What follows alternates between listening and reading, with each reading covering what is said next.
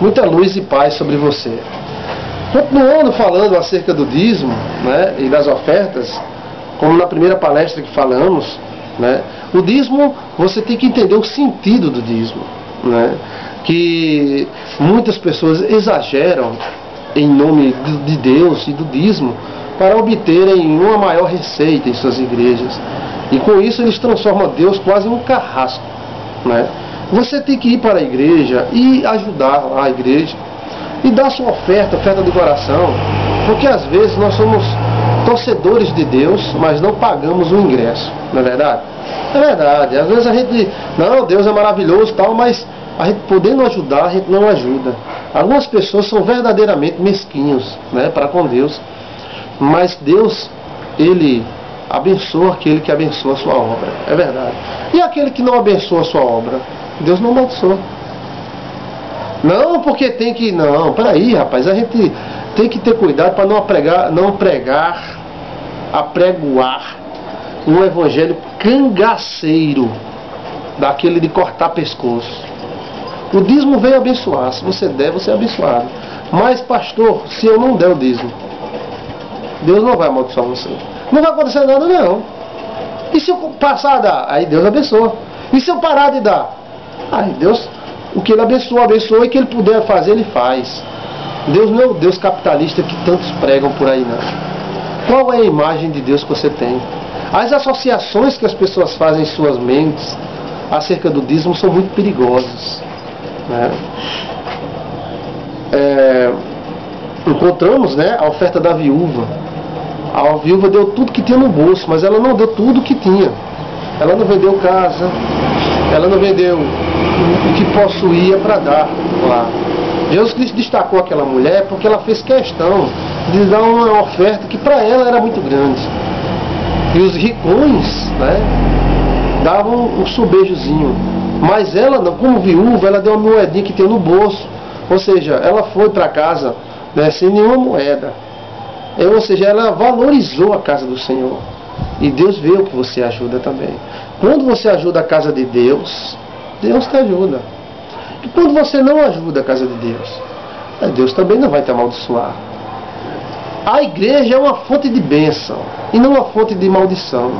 Existe muito interesse nessas questões. Existe muita gente interessada. E citam versículos como Malaquias 3,10 para assustar os irmãos. Se você não der o dízimo, olha, Deus vai, ó, pense, brinque com Deus, você está roubando Deus. Não é por aí, rapaz. Deus te chama para ajudar a obra dele. Mas se você não ajudar, Deus também não vai te amaldiçoar. Não. Agora, se você ajudar, Ele abençoa mais ainda. E como eu falei, a questão do dízimo, o dízimo era o imposto da época, porque o Estado e a religião eram juntas. Os bancos nasceram na igreja de Israel, nas sinagogas dos judeus, né? O sinédrio agia até como uma prefeitura. Era exatamente isso. Então o dízimo de Israel era justamente um imposto cobrado por toda a nação. E Deus abençoava, né? Até hoje em dia a igreja lá em Israel costuma não receber oferta. O Estado ajuda a igreja de Israel, né? Que é a sinagoga dos judeus, e o Estado cobra um imposto e repassa esse imposto para a igreja. Veja vocês, essa onda de capitalismo terrível tem amaldiçoado muita gente. E essas associações bestas, ó, falando do dízimo, os Estados Unidos é rico, né? Porque é evangélico. O Japão também é rico, e muito rico, mas não é evangélico. Não tem negócio de oferta de dízimo. Associar o reino de Deus ao dízimo, à oferta, né, é muito fraco. Você tem que ajudar, sim, porque às vezes a gente é um jogador, um torcedor de um time que não quer pagar o ingresso. Se você torce por um time, você deve pagar o ingresso, né? Então, se você está numa igreja, ajudar o seu pastor. E que o seu pastor tenha um salário bom, que o seu pastor tenha uma renda, sim. E o que é que tem? Quem vive no altar, como ao redor dele. Ou é para o pastor ficar passando fome?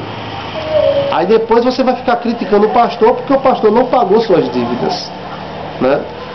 E tem o outro lado da moeda. O outro lado da moeda é aquelas pessoas que chegam para sugar, né? Sugar os outros e usam a Bíblia. Mas independente de costumes, que eu respeito a todos, você tem que ter cuidado com isso. A questão é que o dízimo veio para te abençoar e não para amaldiçoar, né? Filipenses capítulo 4, versículo 19, Apafrodito, olha o nome do rapaz, Apafrodito. Apesar de ser um nome bíblico, né, é um nome grego, Apafrodito. Eu nunca vi ninguém botar o nome do seu filho Apafrodito. Você pode até um dia botar esse nome no seu filho, Apafrodito. Apafrodito levou uma oferta dos Tessalonicenses para Paulo.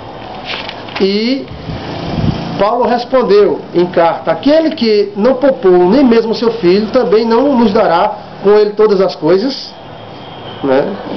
E Paulo falou e deu a bênção para os Tessalonicenses, porque os Tessalonicenses se lembraram de Paulo e mandaram uma oferta muito boa para ele. E isso é uma bênção, né? Os filhos do mal dizimam para a igreja do mal. Ou seja, existe hoje a igreja de Lúcifer, a igreja de Satanás, e lá eles dizimam para a igreja de Satanás. E muitas vezes o mal é mais bem patrocinado do que o bem. Ou seja, vem uma banda dessa de fora, né, uma banda, e o ingresso custa quase a metade de um salário mínimo. E tem alguns que chegam até a ser um salário mínimo. E as pessoas pagam e vão para essa banda.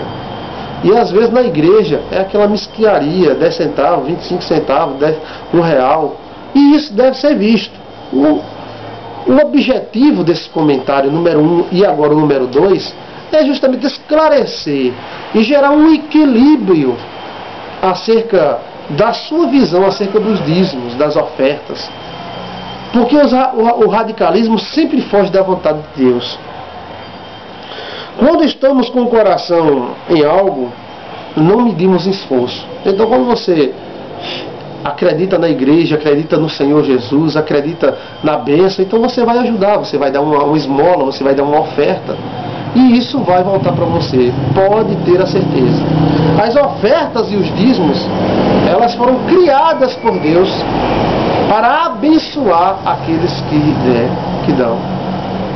Aqueles que dão a sua oferta para a igreja são abençoados, com certeza. E aqueles que não dão, Deus não amaldiçoa. Eles estão lá e ficam lá na sua. Já que eles estão na sua, ficam na sua. Você está me entendendo? A questão do sentido do dízimo. Deus não criou o dízimo para destruir. Deus criou o dízimo para abençoar. E vivemos muitas vezes em um país onde as pessoas têm dificuldades financeiras incríveis. Mas muitas dessas pessoas, eu vejo em igrejas pequenas, às vezes um irmão que ganha um salário mínimo dando dízimo. E às vezes eu vejo muita gente que ganha muito mais do que isso e não dá.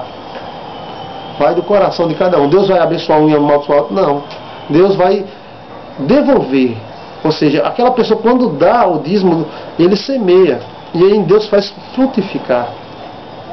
E aquele dízimo volta em forma de paz, em forma de saúde, em forma de alegria. E se eu não der o dízimo, vou perder a saúde? Não. Não perde não. Deus te chama pelo amor. Esse negócio de vir pela dor, foi que inventaram.